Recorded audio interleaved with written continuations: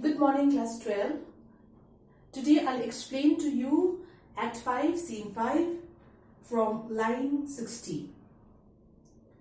Okay, as we all know that Prospero had summoned Ariel to get his enemies. Because after Ariel informs them of their pitiful condition, he says, get them to my cell, bring them before me. Okay, and in the meantime, he had also made one last demand to the spirits. And what was that demand? That demand was to create a heavenly music, isn't it? So that it is able to comfort the frenzied or the demented mind of his enemies.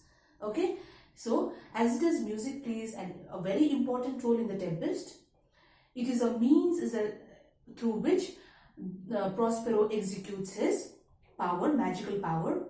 Music also helps in putting the characters to sleep. It awakens them, and it also helps them to cure of their madness. So similarly, here also music provides a background while the restoration of the senses take place. Now that the king and his people have just arrived before Prospero, although they are still under the magical spell. Okay, they are not able to they still cannot make out what's happening. They still cannot understand the actions of the action that is taking place. Okay, so we will start. Here enters Ariel before, then Alonso with a frantic gesture attended by Gonzalo. Now Alonso is in a frantic gesture. Why? Because he believes that his son is dead. That is why he is in great despair. He has lost hope. Okay, but he is being taken care by Gonzalo. And then they are followed by Sebastian and Antonio in the like manner, attended by Adrian and Francisco. The two other attendants are Adrian and Francisco, who are taking care of Antonio and Sebastian. Okay, so all of them have followed Ariel and they are now in front of Prospero, although they cannot see Prospero. Okay, so they all enter the circle which Prospero had made, and there stand charmed with Prospero observing speaks. You know that Prospero had made a circle with his staff on the stage when Ariel left. Of course, he had done that. So it is in this circle only that they are standing. Okay, and Prospero addresses them. A solemn air and the best comforter to an unsettled fancy. Cure thy brains now useless, boiled within thy skull. May the solemn music, the heavenly music, cure your disturbed imagination. Your unsettled fancy means disturbed imagination. Cure thy brains now useless, boiled within the skull. That means, may this music comfort you. Okay, now your brain is lying useless under your skull. It does not have the power to understand, okay, or to reason out anything. They are in a demented state of mind. You are in a demented state of mind.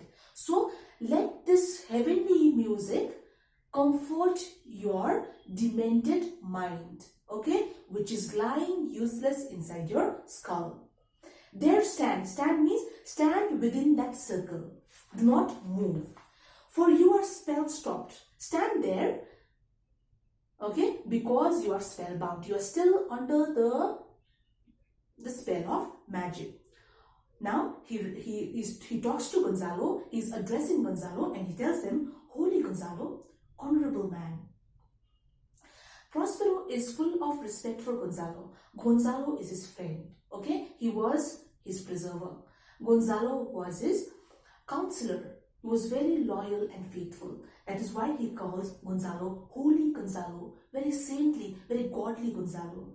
Honorable man, mine eyes even sociable to the show of thine, fall fellowly drops. Now he sees that Gonzalo is crying. As it is, we were already told that Gonzalo is the one who is suffering the most.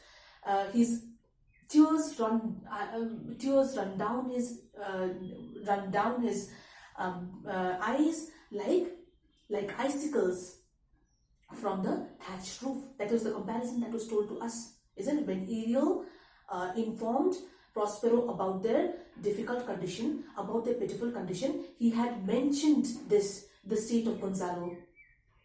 Okay, so he says now also Gonzalo is crying. Okay, tears are it's rolling down his cheeks. So that time, seeing Gonzalo cry, Prospero also shed tears, and he says that to see you in such a condition, my eyes also, it shed tears for you. My eyes also, I also feel pity for you. My eyes also shed tears in sympathy towards you. Okay, that means he also shed tears. He is also crying with Gonzalo, and this way he is doing nothing but he is just sympathizing Gonzalo. Okay, now aside, now he talks separately to, who is he talking to? He is talking to Ariel. The charm dissolves apace, and as the morning steals upon the night, melting the darkness, so the rising senses begin to chase the ignorant fumes that mantle the clearer reason. This is the process of restoration. Okay, I mean, their senses are being restored gradually. So, very evocatively, Prospero tells, and tells his audience about how their senses are being restored to normal. Okay, just like the morning, okay, the light of the morning, it drives away the darkness of the night. In a similar way, their ignorance, the darkness of fear, the darkness of despair, the confused mind, their lack of reason, and their lack of reason, vision, and understanding, okay, are all being driven away. Okay, they are all these dark, all their dark, all these this dark mind of theirs are slowly being cleared, or are slowly being cleansed by their consciousness, by their awakening consciousness, that is by the senses that are being restored to them. Okay, it's just a comparison. You do not have to feel scared about it. It's nothing difficult. It's just a comparison between morning and then morning is being compared to the consciousness or the restoration of the senses, while the night or the darkness is being compared to their lack of reasoning or their lack of, or their ignorance. Okay, they fear, the confusion, all the darkness of their fear, the confusion, and their despair is being now thrown out, or is being now cleansed or driven out by the consciousness that is now being restored. Okay, that means the normal, they're coming back to their normal senses. Fumes refer to vapor of ignorance. Okay, and why is this? Because Prospero had cast a spell on them. Okay, and they were in a demented condition, but it does not happen all at once. It is a gradual, the restoration of the senses is a gradual process. Now again, talking to Gonzalo, he says, "Oh good Gonzalo, my true preserver," very important, "my true preserver and a loyal sir, to him thou followest." Gonzalo is portrayed throughout the play as a very optimistic, very honorable, honest, and a man who deserves respect. Okay, Prospero is full of praises for him, and he says, "My true preserver." Gonzalo is Prospero's preserver. It was Gonzalo who supplied Prospero with water, with food, with clothes, and magical books. Okay, if Gonzalo had not supplied with these items, then Prospero would have starved and Miranda would have starved to death. Or maybe, without the help of magical books, he would not have been able to exercise control on the spirits, have control on the spirits of this uninhabited island. Okay, his life would not have been easy. That is why he calls true preserver.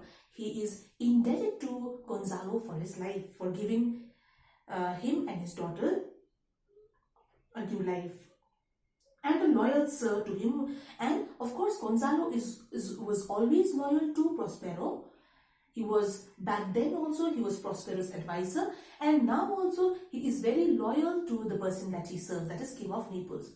Gonzalo is loyal to whoever he serves. That is what it means. I will pay thy graces home, both in word and deed. Underline the word home. Home means I will pay you, I will reward you for everything that you have done for me and my daughter. And I will do not just by my words, but also through my actions. I will pay you back through my actions. Okay? Then, but when will I do that? Obviously, he will not be able to do it now when he's on the island, but once he gets back home to Milan. So he is very hopeful that he will get his dukedom back. Okay? This is his main motive. And then, okay, now referring to King Alonso, okay, or talking to King Alonso, he says, most cruelly didst thou, Alonso, use me and my daughter. King Alonso, you have treated me and my daughter most cruelly. Okay, you have betrayed us. You have stolen my title. Not just that. You have, what have you done? You have helped my brother to throw me away, or to banish me and my daughter, 3-year-old daughter, in the middle of the night. You are a very cruel person, very stone-hearted man. And then, thy brother was further in that act, not just you, even your brother had joined hands in this treacherous act. Thou art for it now, Sebastian. Now he talks to Sebastian, he refers to Sebastian, and he tells him, now you are suffering, you are being punished because of your own wicked deeds. Okay, now you are suffering from your pricks of conscience. That means you are suffering from your own sense of guilt, which is your punishment. Your own guilt, guilt is troubling you. Okay, it's like a karma. The karma is what goes around comes all the way back around. It's coming to you. Nobody has to do anything, but it's your own, you are feeling, it's your own remorse, or it's your own guilt that is torturing you now. And now he addresses Antonio and says, flesh and blood, you brother mine that entertained ambition. Flesh and blood. Flesh and blood refers to human beings, okay, who are made of blood and flesh. The other meaning here refers to direct family members. It refers to people who share DNA. Okay, you, Antonio, my blood-related brother, my own tie, okay, you have cheated me, you have betrayed me, you have, you have given way to temporal power, you have entertained ambition, you became more ambitious, you even forgot the basic compassion of, you even forgot the basic human nature. You went against the basic human nature of love and compassion. You forgot the bonds of brotherhood. You expelled the bonds of brotherhood. You went against your own brother. And now that you are not even remorseful about it, there is not even a tinge of remorse in you. It is generally said that blood is thicker than water, or blood ties bind stronger than steel, but it is the contrary. Just like what happened in Nepal, okay, how the monarchy came to an end. It is own people. It was this happened among their own people, isn't it? Their own blood relationship. Like the king was killed by his own brother. and that is what brought an end to monarchy. So similarly, here also, it's like the Kauravas and the Pandavas also, if you watch the Mahabharata, if you have any idea about the Mahabharata, it's like hungry for power. They don't know who is his brother, who is who is your brother or who is your father. It's like that. It just, all that you want is power. All that you want is wealth. Okay, material pursuits. It's so Antonio also, he got lured, he got tempted by temporal power. He started to enjoy his position as the duke. Okay, and then became more ambitious. So joined hands with Alonso and Sebastian, and through him, and through Antonio, and through Prospero and his Miranda, and his daughter Miranda. Okay, whom with Sebastian, whose inward pinches therefore are more strong, who would here have killed your king. And then you with Sebastian, you hatched a conspiracy to kill your own king also, to kill King Alonso also. Not just me. Antonio not only usurped Prospero from his dukedom, but what did he do? He even instigated Sebastian by making him more ambitious, and by provoking him to kill King Alonso. When King Alonso loses hope of his son's survival, he says that in no hope of Ferdinand's survival is greater hope for you. If you remember in Act 2, scene, I think that's in scene 1, Act 2, scene 1. In Ferdinand's, in the death of Prince Ferdinand, there is greater, there is more, there is greater hope for your fruition. There is a greater hope for your well-being. Okay, so that is what he says. So now you two are the ones who are suffering the most from your pricks of conscience, from your sense of guilt and remorse. The other one, okay, you would have killed your king. Understood? That is a plot within a plot. This is a second plot. They had decided to kill the king, that is King Alonso. I do forgive thee, but I am going, in spite of all this, all your wicked deeds, I am still ready to forgive you. Unnatural though thou art, although it is very unnatural, the act that you have done, the wicked act, that the sin that you have committed is very unnatural, going against your own brothers, Sebastian going against Alonso and you going against me. It's very unnatural. It is not a normal thing. You are not normal human beings. But still, I forgive you. Aside, now talking to Ariel. Their understanding begins to swell, and the approaching tide will shortly feel the reasonable shore that now lies foul and muddy. Now, their mind is clouded with filth, dirt, okay, and lack of reason and understanding, as I've already told you. Fear, puzzle, bewilderment, amazement, so on and so forth. So he gives another example. Just like the tides or the waves that clears off the marine debris or the organic waste, in a similar manner, their consciousness, their clearer reason is also cleansing, or is also, it's also driving away their foul mind, or their foul mudded mind, the mind which is full of mud, which is full of filth, which is full of dirt.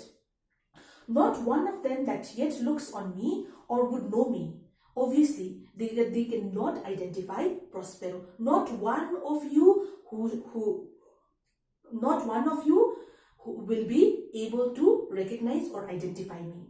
Ariel, fetch me that hat, the hat and rapier in my cell. Rapier refers to sword.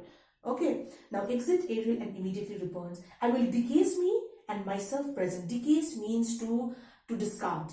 And myself present as I was sometime Milan. Underline this is very important. Myself present as I was sometime Milan is very, very important.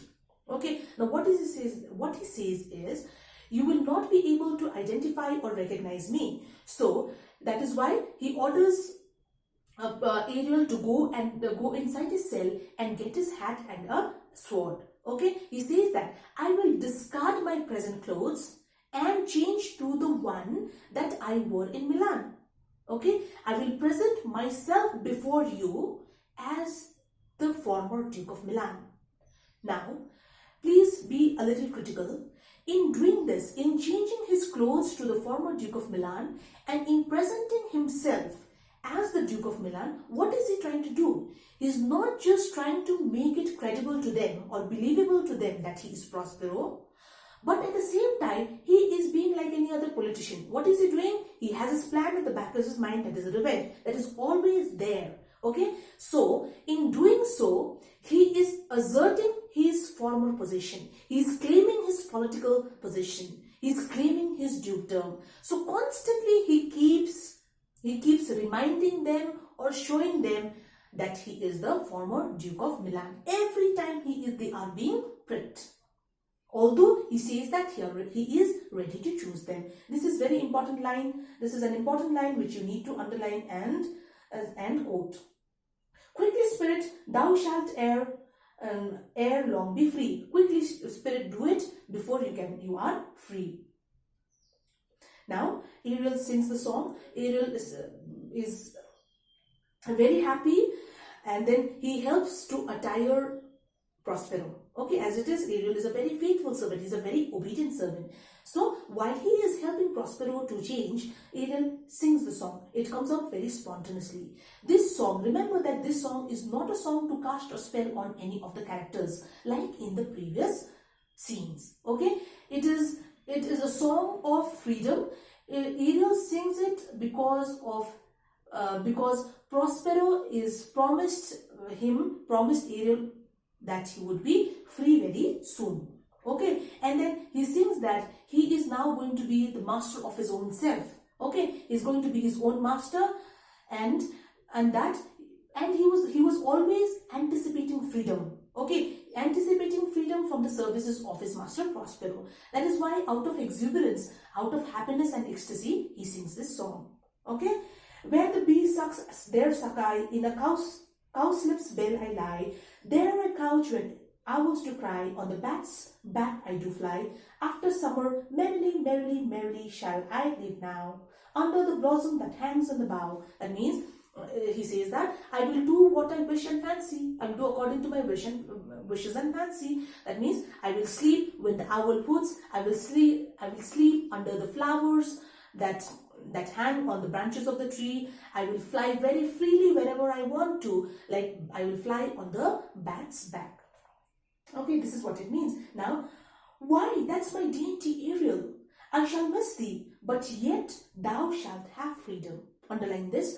That means Prospero, Ariel is Prospero's mouth and ears. Please remember this. It's very important.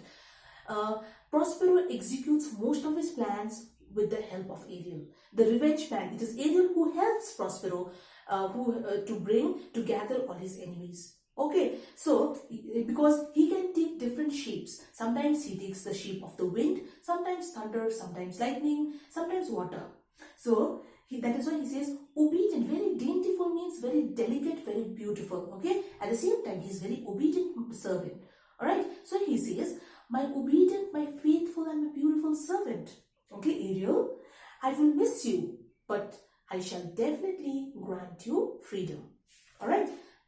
Now he says, but you shall be granted freedom, but to the kingship invisible as thou art, there shalt thou find the mariners asleep under the hatches. Now remember that the boatswain and the mariners and the master, they have made their appearance in the play only once, in Act 1. Okay, but now, where are they? They are still in the ship. Okay, but Ariel, upon Prospero's command, have preserved them. Okay, they have been kept very safely, because as it is, we know that Prospero is very altruistic in seeking revenge. He does it very in a way that it does not harm anybody. Of course, he tortures them to the pricks of the conscience, conscience, but he sees that they are not at all affected. Not even a breath of their hair is affected. So Ariel had cast them very safely on a harbor. Okay, so now Prospero says that now go and get bosun, mariners, and the other crew. Okay, who like get them after they have gotten up, or after they get up from the sleep. They must be sleeping below the deck. Okay, whereas under the hatches means they are sleeping, they are asleep below the deck. And when they get up, okay, and when they arise, when they rise, that is the bosun and the master bring them to my place. Ariel, I take the air before me and return, or ere you pulse twice beat. That means I will drink the air. I will come even before your heart or your pulse can beat twice. This refers to the swiftness of the action. He says, I will do it as quick as possible. Now, Gonzalo is surprised. He is bewildered, and he says, all torment. Torment is torture, trouble, wonder, and amazement inhabits here. Okay, torture, trouble, wonder, and bewilderment, and amazement means bewilderment seem to be a part of this island, seem to be the traits of this island. Okay, all these tortures seem to exist in this island. Now he's praying to God because he cannot believe it. And then he says, some heavenly power guide us out of this fearful country. God, dear God, please help us to come out of this fearful country, this terrible place. Okay, I will explain the other lines in the next video.